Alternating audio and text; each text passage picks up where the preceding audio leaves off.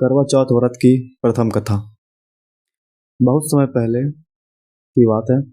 एक साहूकार के 7 बेटे और उनकी एक बहन करवा थी। सातों भाई अपनी बहन से बहुत प्यार करते थे, यहाँ तक कि वे पहले उसे खाना खिलाते और बाद में स्वयं खाते। एक बार उनकी बहन ससुराल से मायके आई हुई थी। शाम को भाई जब अपना व्यवसाय बंद कर घर आए तो देखा उनकी बहन बहुत व्याकुल थी। सभी भाई सभी भाई खाना खाने बैठे और अपनी बहन से भी खाने का आग्रह करने लगे, लेकिन बहन ने बताया उसका आज करवा चौथ का निर्जल व्रत है और वह खाना सिर्फ चंद्रमा को देखकर उसे आर्ध्य देकर ही खा सकती है। क्योंकि चंद्रमा अभी तक नहीं निकला था, इसलिए वह भूख प्यास से व्याकुल हो उठी है। सबसे छोटी भाई को अपने बहन की हालत देखी नहीं जाती है और वह दूर पीपल के पेड़ पर एक दीपक जलाकर चलने की ओर से रख देता है। दूर से देखने पर वह ऐसा प्रतीत होता है कि जैसे चतुर्थी का चांद उदित हो रहा है। इसके बाद भाई अपने बहन को बताता है कि चांद निकल गया, तुम उसे अर्घ देने के बाद भोजन कर सकती हो। बहन खुशी के मारे सीढ़ियों पर चढ़कर चांद को देखती है, उसे अर्घ देकर खाना खाने बैठ जाती है। वह पहला टुकड़ा मुंह में डालती है और उसे छींक आ जाती है। दूसरा टुकड़ा डालती है तो उसमें बाल निकल आता है और तीसरा और जै, और जैसे ही तीसरा टुकड़ा मुंह में डालने की कोशिश करती है तो उसके पति की मृत्यु का समाचार उसे मिलता है। वह बौखला जाती है। उसकी भाभी उसे सच्चाई से अवगत कराती है कि उसके साथ ऐसा क्यों हुआ।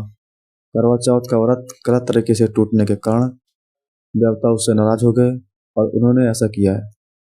सच्चाई जानने के बाद करवा निश्चय करती है कि वह अपने पति का अंतिम संस्कार नहीं करेगी। अपने सत्य से उसने पुनर्जीवन दिलाकर रहेगी।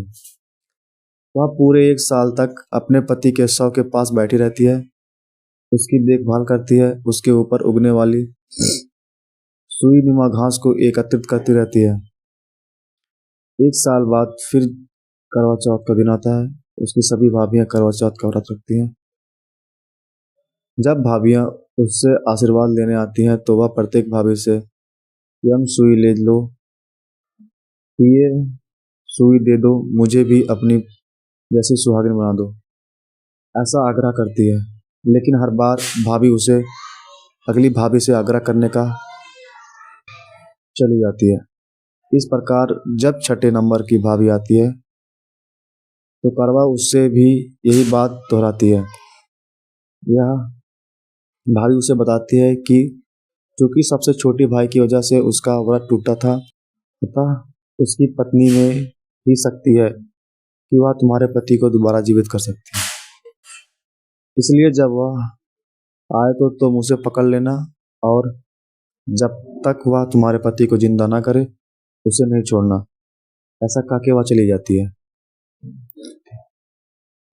सबसे अंत में छोटी भाभी आती है। करवा उनसे भी सुहागिन बनने का आग्रह करती है, लेकिन वह टाल मटोली करने लगती है। इसे देखकर करवा उन्हें जोर से पकड़ लेती है और अपने सुहाग को जिंदा करने के लिए कहती है।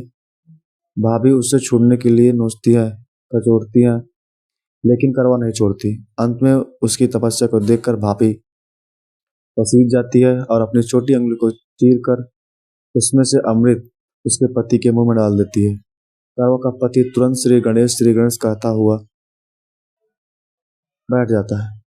इस प्रकार प्रभु कृपा से उसकी छोटी भाभी के माध्यम से करवा को अपना सुहाग वापस मिल जाता है। हे श्री गणेश, माँ गौरी जिस प्रकार करवा को चीर सुहागन का वरदान आपसे मिला है, वैसे ही सब सुहागिन को मिले।